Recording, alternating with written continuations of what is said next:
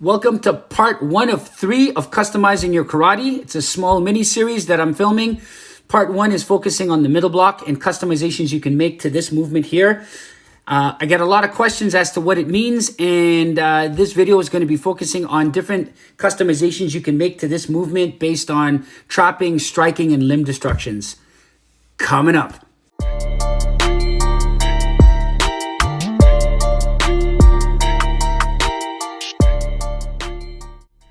Hey guys, my name is Chris Hanson from Karate Unity. My videos focus on how to understand your karate better through cross-training in other arts and combat sports. I believe in training with others to build community, to learn, and most importantly, to share and help each other.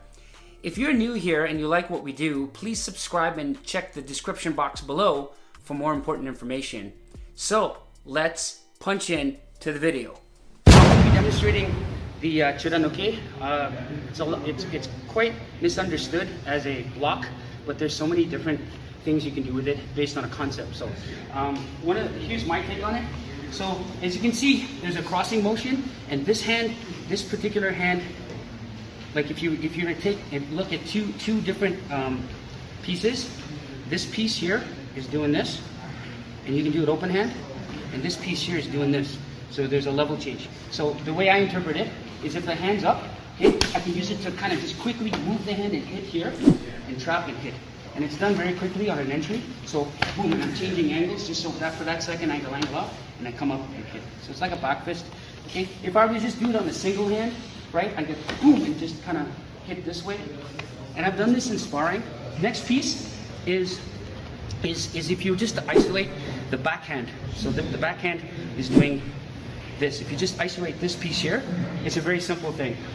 If my hand is down and you throw a shot, it's just a quick little disruption, pattern disruption, right? And you can throw in shots from there too.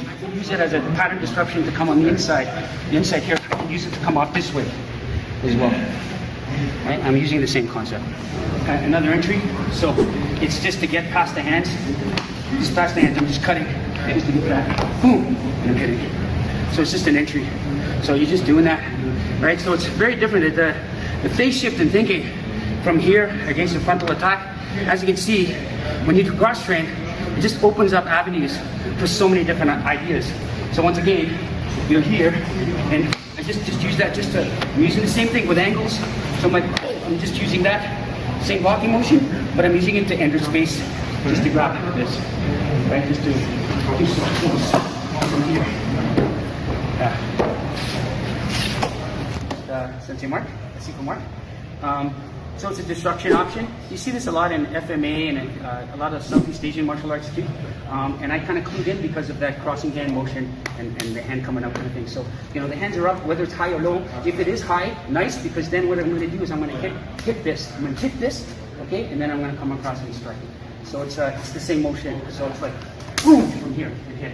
I was working with Mark earlier, and if I can show you what I interpreted from you taught me, is the rebound effect. So from here, you can shortcut that motion. This is relatively long in a confrontation, so we just shortcut it. So what we're going to do is we're going to go right from here, the shortcut, right? So it's like you hit, and you can hit like that, you can hit like that, you can hit open hand. Anything you can do close fist, you can do open hand, or a combination of both. So you kind of come right off and hit here, right here.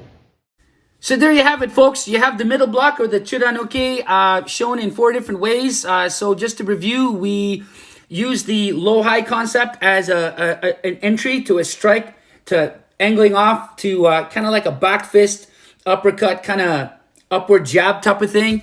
I've used this in sparring, and pressure has come my way, and I basically just angled off to let the pressure out of the way, and just create that angle for that second, and that hand comes up. And it's a nice way to slip right down the center and punch your way in. And you're not just going to stay there. You're going to try other things. So that's why, I showed the second piece where you're trapping and redirecting a hit, to trapping and entering, to establishing a collar tie, to a takedown. This is just one permutation that I showed you. But guys, you can take the idea of entering, striking, trapping, and hitting, and use that in your own syllabus and your own art. And then finally, we did a limb destruction, which was flavored from my exposure to the Filipino martial arts. So yeah, there you have it, man. 4 different kind of ideas that I played with, and really none of the things that I demonstrated was new. I mean, it's done in so many other arts, Southeast Asian arts, and combat sports too.